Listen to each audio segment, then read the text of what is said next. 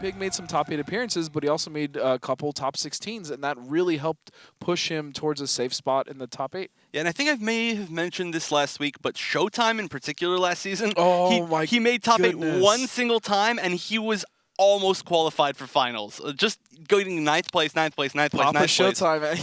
He was on the cusp so many different times, but unfortunately he wasn't able to make it. I hope he does well this season, as well as everyone that was competing in season 1 and 2. But I mean, we're seeing some new faces already last week and this week, so it's really anyone's game.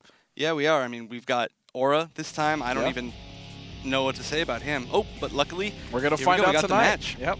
So BeyondToxin is going to Juan Contreras is going to be using Ermac, and Biohazard is going to be using Ferritor, the freight train. I mean, I'll never forget at Finals Season 2 where he just charged over and over. He was just running over Storm. Like, it was just like, stop, he's dead. Like, please. Oh, yeah. The real question for this matchup is going to be which variation are both of these players going to pick? Because, and here we go. So it's going to be Mystic versus Ruthless. All right, of course, Ruthless is the one that has Pain and Gain cancels, so he's going to get high damage and high pressure. Mystic, recently buffed, it's the one that has the push, so his zoning's a little bit better. He's got a little bit better armor. Oh, that was such a deep jump over punch. It was. A few characters in the game have that jump over punch, like Melina and him, and it's really weird. It just hits people. Nice break. That was going to be a lot of damage. Here we go, a chance for Toxin, building some meter. I really like that. Not only is that building meter, but that's going to give time for Pain and Gain to run out, and he's going to lose that damage bonus. Ooh, gets hit by the knee. That knee. That back 1-2-1 is such a good tool, as we see Biohazard abusing Noble's BeyondToxin. Round 2. Yeah, it's going to be tough for him to get out, but like I said, he does have that good armor. He's got some good get-off-me tools in this variation. Very nice, throws him back into the corner. That's something. Oh, that was very disrespectful from Biohazard, painting it right in his face. No, but that's actually like the Biohazard setup. He loves Pain and Gaining right on people's wake-ups to armor through their wake-up. Yeah. Because Pain and Gain actually has multiple hits of armor depending on what stack of Pain and Gain you're on. So it can get up to 3. There it is. Oh, but he goes for 2. Toxin is trying to get something started, but an air-to-air from Biohazard, and this is going to do it. So much damage. Yeah, he did stack those Pain and Gains, and that was a lot from a few hits. I mean, he was doing them right in his face, and there's really not a lot Ermac can do. He doesn't have really fast-hitting multiple moves or specials for that matter. Yeah, I mean, he just needs to be comfortable enough to try to swing right after the armor is gone, but I don't know how much experience he has at doing that. Biohazard literally just abused him that whole first game. Yeah, it's not funny, man. I'm sorry, man. I mean, that was fast. That was fast. That's what happens when it's Ferritor. Also, make sure you're checking out that Ermac skin. Support not only the Pro League, but as well as other grassroots tournaments around the world. Plus, I just love those skins. Yes. Those are some of my favorite skins. I wish I had the Scorpion one. I'm going to need someone out there to send me the Scorpion one. I have the Scorpion one. What? I'm going to need you to send me the Scorpion one.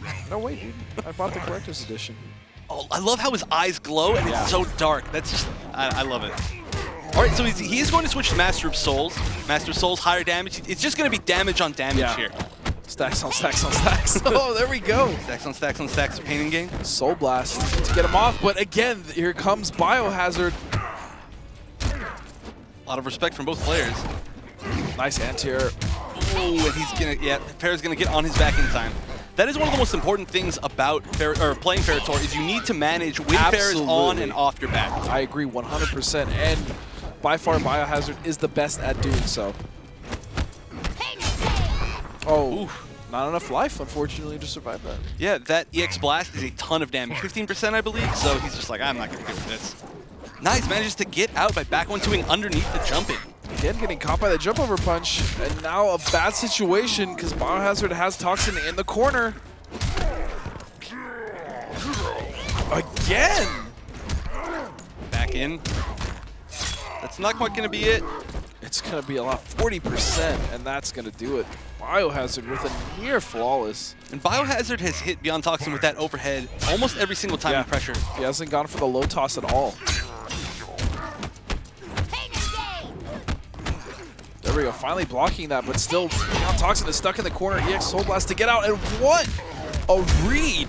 That was a great call, and that should have been a lot of damage if he didn't break. trying to poke out. I think Toxin should try to just jump over. I mean, on top of jumping over, there is an interactable in that corner that he can use. He has options that he's not using. Instead, he's just going for a counter poke, but he's just eating the armor, and then he's stuck in pressure again. Another thing that we haven't seen him use at all is Enhanced Teleport. And Enhanced Teleport's multiple hits, so it could very well catch him out of pain and gain. If he times it right, yeah, absolutely.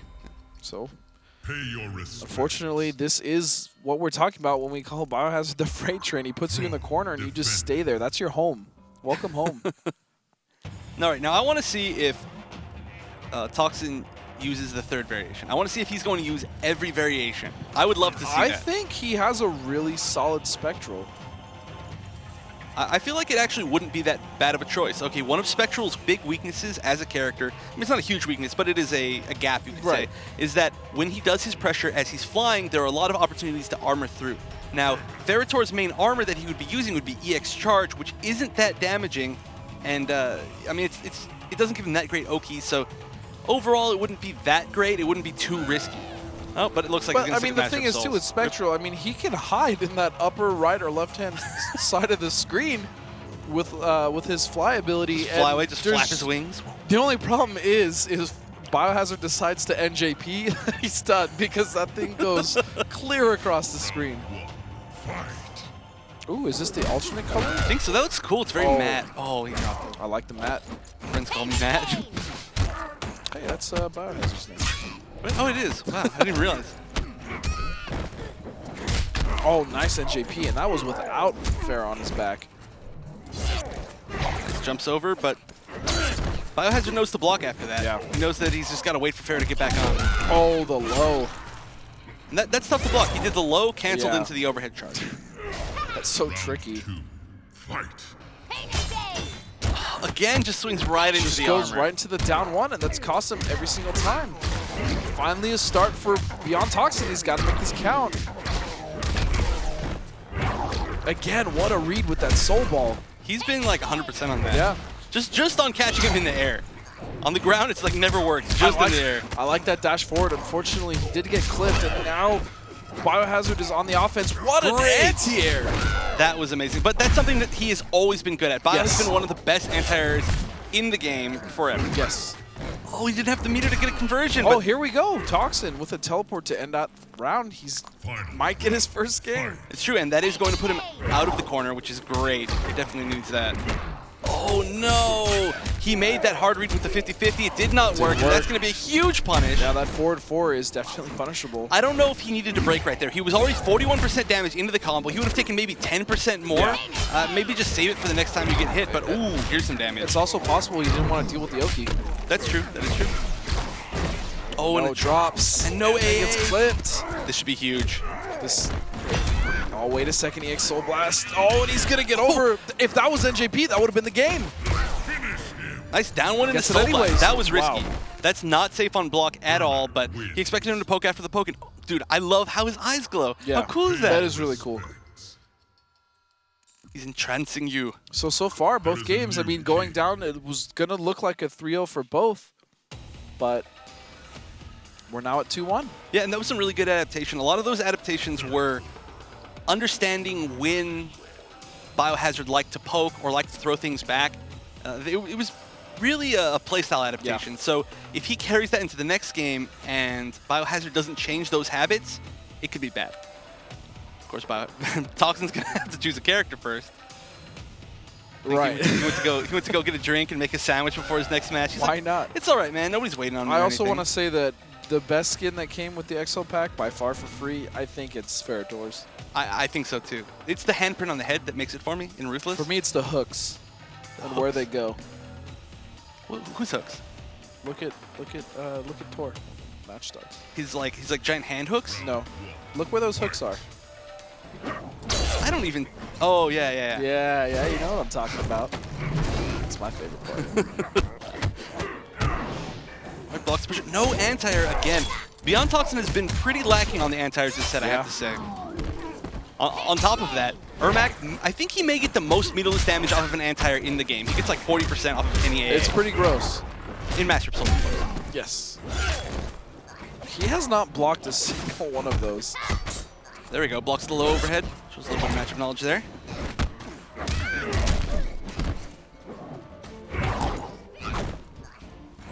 Fakes the throw with just the back two by itself. Again, just getting caught by the overhead. He's trying to jump. Biohazard's doing a really good job of throwing that when he wants to throw a soul ball, but also he's anti-airing him with it mostly, and Toxin is not trying to block it at all. Oh, and Toxin going for completely unbreakable damage right there. That's something from like Mortal Kombat 9 days, where we see entire combos, you can't break a single hit of it. But I mean, that was good. Biohazard definitely had the meter to break, and I feel like he would have broken. Yeah. Why not? No such chance. Again, getting caught by that jump over punch. I don't know what, is he trying to anti-air maybe with down one? I don't know. Maybe, but it's not working. Whatever he's doing, he needs to change. Yeah, he needs to just block. So much damage. All right, it's going to go back to match point for Biohazard. Final round, fight. Just immediately pain in game. Really smart stuff from Biohazard here. Now that was not, oh, you know what, that may have been a good break actually, depending on how he can do that. I take that back. Okay, interesting combo there. What? Caught him out of the ground pound. Ooh, and Armor's through the wake up again. BeyondToxin's got to see that coming. Yeah, I mean, he's fallen for that every single time. I bet we see Biohazard use an X-ray here. Oh. And there it is. Wow. Commentators Chris actually didn't I know, with us. for once, we actually saw that. No, but Biohazard loves his X-rays. He uses X-rays so much. He uses them in pressure just because he feels like it. Just because. Oh, and we get the classic X-ray.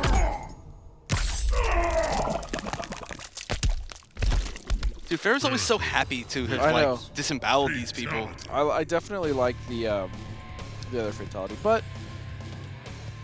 I mean, it was close. We started to kind of see life from BeyondToxin. He was starting to adapt, and then for whatever reason, right in that game 4, I mean, he just went right back to his old ways. Yeah, he adapted. He stopped swinging so much into the pain and gains, but then in that game 4, like you said, he started swinging into them again. He started using the armor that was getting armored. He started missing those anti-airs. I think the anti-airs may be the most important thing. That crushed him. I mean, every single time. He just ate a jump over punch. Like, I'm trying to think of a way to justify why he ate so many of those. It must have been him attempting to anti-air, but I don't know. And when you get hit by a full jump and punch combo from Ferritor, from Ruthless Ferritor, yeah, that is some damage. They actually, his damage was so high in the beta that they decided to actually lower it a bit. Just a bit. Like, there it is again. Man, I don't know what he was trying to do. I did see him down one really early once, but I don't know if that's what he was going for right there. Not sure. Would have liked to see him use down 4. I'm a big fan of down 4 anti-air with and that's the thing. Ermac has, well, I mean, but it's tough to kind of get that on a cross-up, especially. Depending, yeah. But I get what you're saying, and I think Ermac has some of the best anti-airs, which is down 4. Definitely. He's got some of the best anti-airs. Even down 1? Down 4, down 1, down 2 because you can lift after it. Back 1, standing 4, down 3 even we've seen. How many? He's got the anti-airs. I've seen someone anti-air with forward 3 even. Yeah, well that's huge. It's up in the air. Yeah.